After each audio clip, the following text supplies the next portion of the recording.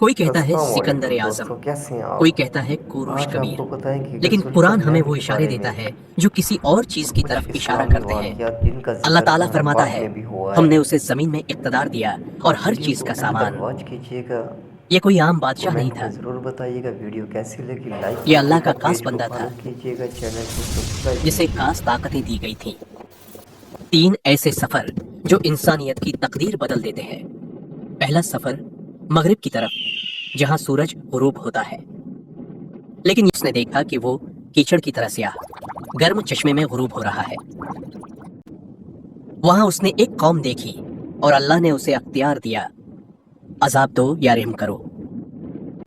जुल्करनैन का फैसला, मुकम्मल इंसाफ, जो जुल्म करेगा उसे सजा, जो नेकी करेगा उसे जजा। दूसरा सफर मशरिक की तरफ, जहां सूरज तुलू होता है। यहां एक ऐसी कौम मिली जो इतनी सादा थी, इतनी फितरी, कि वो सूरज की शदीद गर्मी में रहते थे, जिनके पास साए का कोई इंतजाम नहीं। यहां भी जुल्करनैन ने अदल का दामन नहीं छोड़ा। लेकिन अब आने वाला था तीसरा सफर, वो सफर जो पूरी इंसानियत की तकदीर बदल देने वाला था। तीसरा सफर 2 बुलंद पहाड़ों के दरमियान, जहां सिर्फ खौफ और अंधेरा था।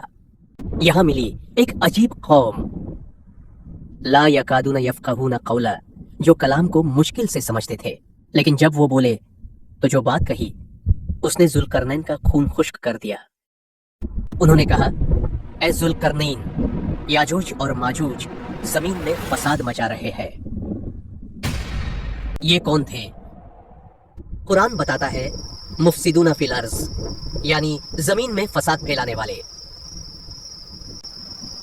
ये इंसान ही थे, लेकिन इतने वहशी, इतने बेरहम कि जो चीज रास्ते में आती उसे तबाह कर देते। वो खेतों को काट देते, घरों को गिरा देते, इंसानों और जानवरों को मार देते, जो कुछ भी रास्ते में आता तबाह कर देते।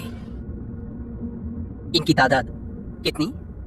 नबी करीम ने फरमाया, 1000 में से 999 याजूज माजूज होंगे। और अब ये मजलूम लोग जुल्करनैन के सामने आखिरी उम्मीद थे। जो कुछ अल्लाह ने मुझे दिया वो बेहतर है, बस तुम मदद करो, मैं तुम्हारे और उनके दरमियान मजबूत दीवार बनाऊंगा। और फिर शुरू हुआ तारीख का सबसे अजीम मंसूबा। ज़ुबरुल हदीद, लोहे के बहुत बड़े टुकड़े